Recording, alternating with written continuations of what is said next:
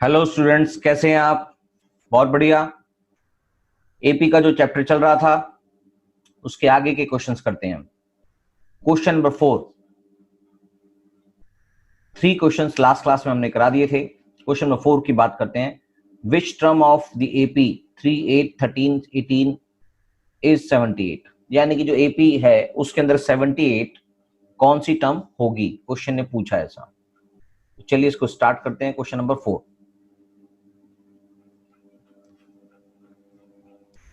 Question में given है ए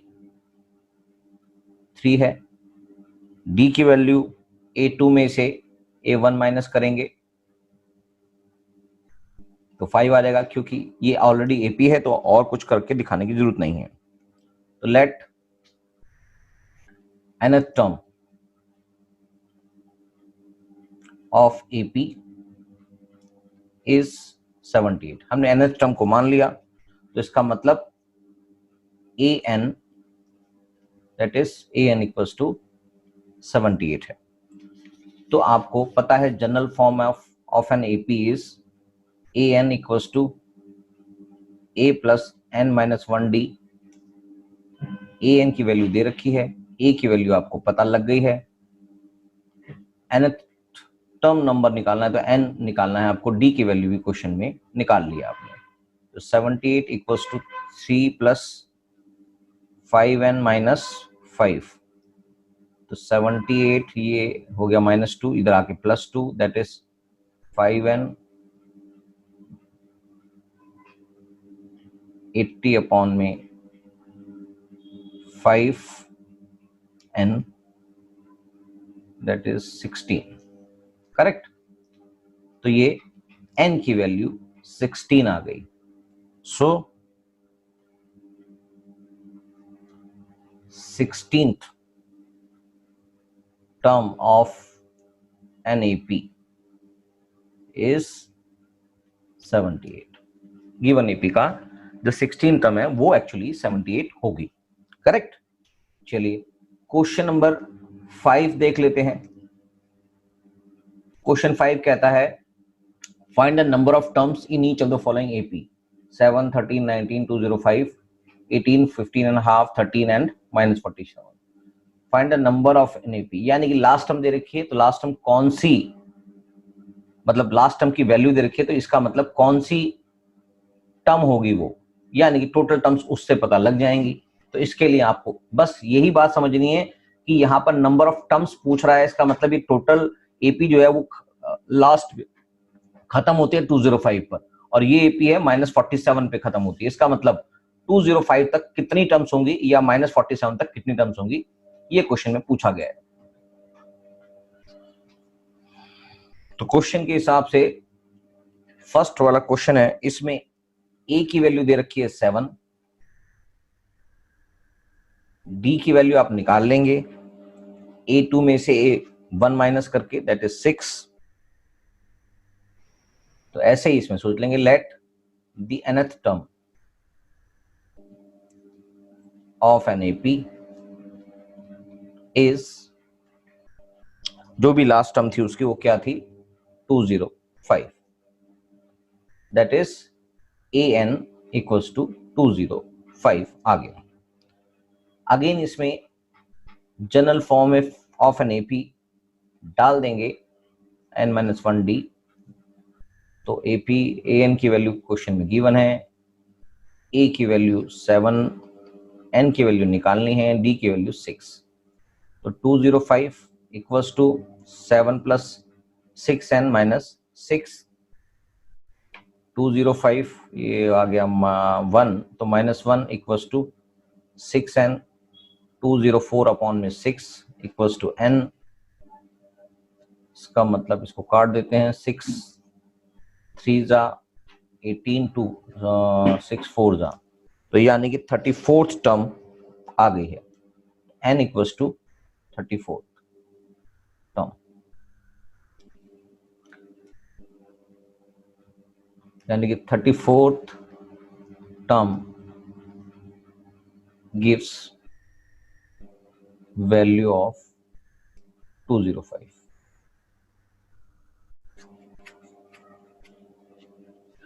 second part,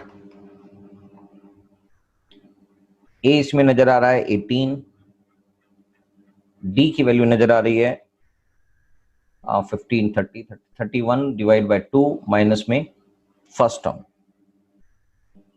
जो बन जाती है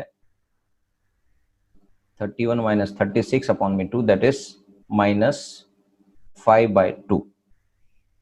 तो let again nth term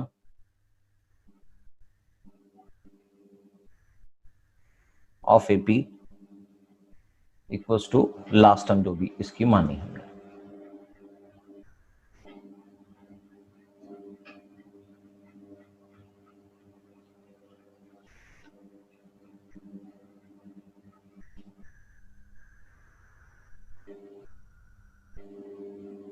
is कितना है -47, that is an equals to -47. Again general form of an AP के अंदर इसको डाल देंगे. an equals to a plus n-1d -47 equals to a is what 18 plus n-1, n इसमें फाइंड आउट करना है, d की वैल्यू आ गई -5/2. करेक्ट. तो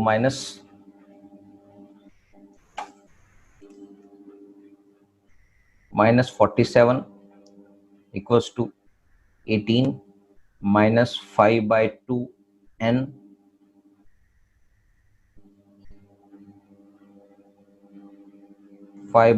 माइनस प्लस हो गया 5/2. इसको सॉल्व कर लेते हैं further. -47 equals to 18 plus 5/2 minus 5/2 n minus 47 equals to 36 plus 5/2 minus 5/2 n. तो इसको इधर ले जाते हैं, ये आ गया -47 माइनस ये आ गया 41/2 equals to -5/2 n. That is 9 -94 minus 41 upon में 2 माइनस 5/2 n. ये फर्दर सॉल्व करेंगे तो आ गया 5 और 1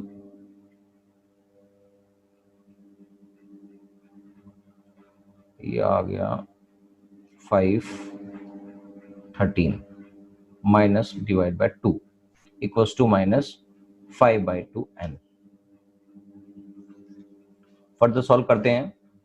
-135 अपॉन में 2 क्रॉस मल्टीप्लिकेशन से 2 अपॉन में -5 इक्वल्स टू n. 2 से 2 कट गया, माइनस से माइनस कट गया, 5 से इसको और काट देते हैं, 5 2 जा और 5 7 जा, तो 27 इक्वल्स टू n. यानी कि 27th टर्म होगी उसकी वैल्यू है -47. सो 27th term of an AP is -47. Right. Question number 5 के दोनों पार्ट खत्म हो गए हैं. क्वेश्चन नंबर 6 देख लेते हैं. क्वेश्चन 6 बोलता है check whether -150 is the term of the AP 11,852. मतलब ये टर्म क्या -150 इस टर्म का पार्ट, इस एपी का पार्ट होगा या नहीं होगा, इसको चेक करना है. क्वेश्चन नंबर 6, ए की वैल्यू क्वेश्चन में 11 है, डी हम निकाल लेते हैं, a2 minus a1 that is -3. तो हम जो वैल्यू दे रखी है लेट -150 बी nth टर्म. हमें पता नहीं है, कोई टर्म होगी तो हम इसको कोई nth टर्म मान लेते हैं. इसका मतलब क्या है, इसका मतलब an इक्वल्स टू -150 हो गई. क्या बात क्लियर है. फिर हम जनरल फॉर्म ऑफ NAP के अंदर इसको फीड कर देते हैं, n-1d तो -150 इक्वल्स टू ए की वैल्यू 11 है प्लस में n-1, डी की वैल्यू है -3, राइट। तो -150 equals to 11 plus 11 -3n plus 3, -150 equals to 14 -3n, -150 -14 equals to -3n, -164 equals to -164 upon में -3 इक्वल्स टू n, करेक्ट। इसको फर्दर काट देते हैं, माइनस से माइनस कट गया, बचे 3, 3 5 जा बचा 1, 3 4 जा 0.2 बचा, तो 3 6 जा 3 6 एंड सो ऑन। तो 54.66 इक्वल्स टू n। तो ये क्या किसी की पोजीशन हो सकती है फ्रैक्शन में या डेसिमल में? नहीं हो सकती sir. So it is clearly n equals to 54.66, which is not an integer.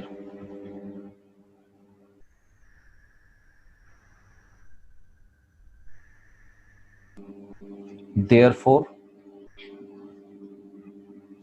-150 is not the term of an given AP.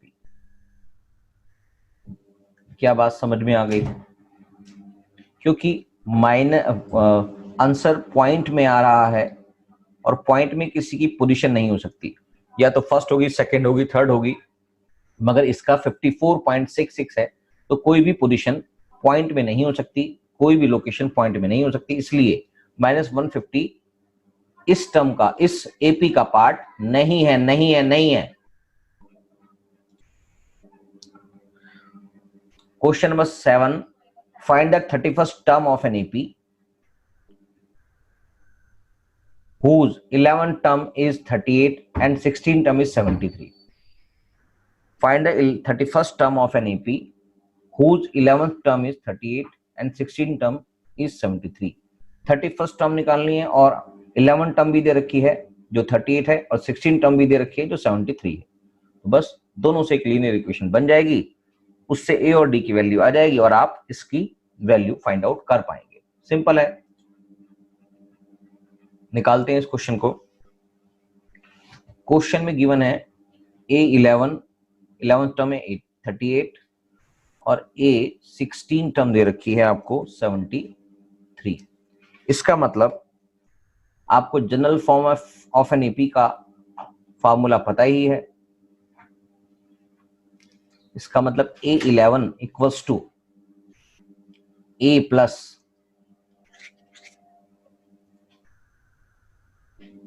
n की वैल्यू किस क्वेश्चन में 11 - 1, d की वैल्यू पता नहीं है। ऐसे ही A16 की वैल्यू A पता नहीं है, 16 - 1 d की वैल्यू पता नहीं है। तो दोनों को फर्दर और सॉल्व कर देते हैं।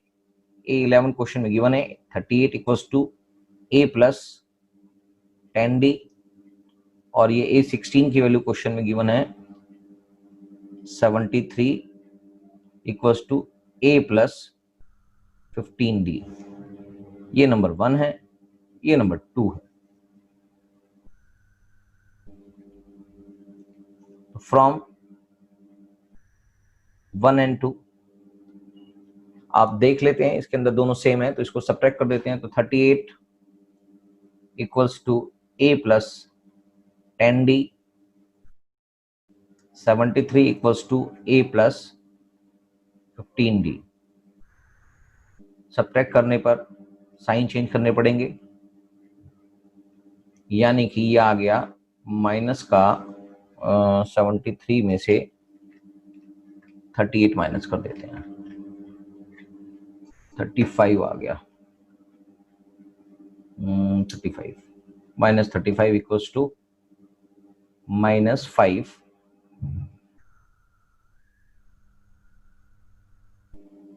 डी। राइट। तो -35 अपॉन में -5 इक्वल्स टू डी, कट गया 7 आ गया, यानी कि डी इक्वल्स टू क्या आ गया 7। तो डी की वैल्यू आ गई, अब ए की वैल्यू आ जाएगी, तो put D equals to 7 in equation 1, 1 या 2 किसी में भी आप रखेंगे तब भी आ जाएगी। इक्वेशन 1 है ए प्लस 10d, तो 38 equals to A plus 10d में इसकी वैल्यू रख देंगे, तो 38 इक्वल्स टू ए प्लस 10 की वैल्यू है, डी की वैल्यू है 7, 10 into 7, 38 equals to A plus 70,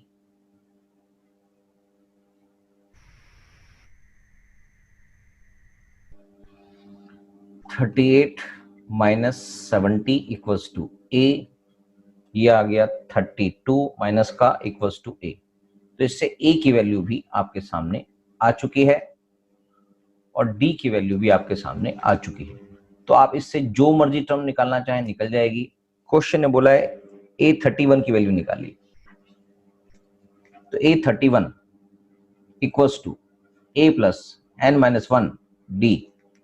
A31 equals to A की वैल्यू है -32 प्लस में 31 माइनस 1, डी की वैल्यू है 7, करेक्ट। तो A31 इक्वल्स टू -32 प्लस में 30 मल्टीप्लाई बाय में 7, तो A31 इक्वल्स टू -32 प्लस 210, तो A31 इक्वल्स टू 871। ठीक है जी, 178, यानी कि A31 is 178 is the right answer, correct. तो बस अगली क्लास में बात करते हैं इसके आगे के क्वेश्चंस, तब तक आप ये क्वेश्चंस कर लेंगे, कर लिए हैं तो चेक कर लेंगे, नहीं किए हैं तो इसको समझ के कंप्लीट कर लेंगे। तब तक के लिए bye bye, tata, thank you.